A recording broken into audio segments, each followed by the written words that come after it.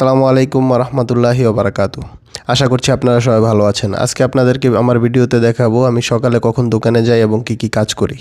যাই হোক, বলতে বলতে বাসা থেকে বের হয়ে গেলাম। বাসা থেকে আসলে আমার দোকানটা বেশি দূরত্ব না, বাসা থেকে হেঁটে যেতে 2 থেকে 3 মিনিট সময় লাগে। দোকানে গিয়ে প্রথমে মূলত আমার কাজ হচ্ছে দোকানে যে আমরা রাতে আসার সময় ত্রিপলগুলো দিয়ে আসি, এইগুলো উঠাতে হয়। তারপর যে কাজগুলো থাকে সেগুলো করার চেষ্টা করি, কিন্তু সকালে ঘুম থেকে উঠেই গিয়ে সাথে সাথে কাজ করতে ইচ্ছে করে না। তার জন্য সকালে চা অথবা যদি কোনো নাস্তা থাকে সেগুলো খেয়ে তারপরে কাজ করতে শুরু করি ধীরে ধীরে। আর বিশেষ করে ফল অথবা সবজির দোকানে সকালবেলায় অনেক কাজ বেশি, কারণ সকালে মাল আসে, এগুলো সাজাতে হয়, গোছাতে হয়, তারপরে গত দিনের পুরনো মালগুলো সবগুলো আবার ফ্রেশ করতে হয়। সেজন্য আসলে মূলত সকালেই কাজ বেশি থাকে। বলতে বলতেই একজন বাংলাদেশি ভাই আমার দোকানে যে গতকালকে অর্ডার দেওয়া ছিল মালগুলো নিয়ে চলে আসলো, এবং আমি তাকে জায়গা দেখিয়ে দিলাম এখানে রাখার জন্য। উনি এখানে সাজিয়ে রাখছে। তারপরে আমি যখন আস্তে আস্তে ফ্রি হব তখন এখান থেকে নিয়ে যেটা যেখানে সাজানো সেখানে সাজিয়ে রাখবো। আর এগুলো আমরা কিনি হচ্ছে একজন পাকিস্তানি থেকে।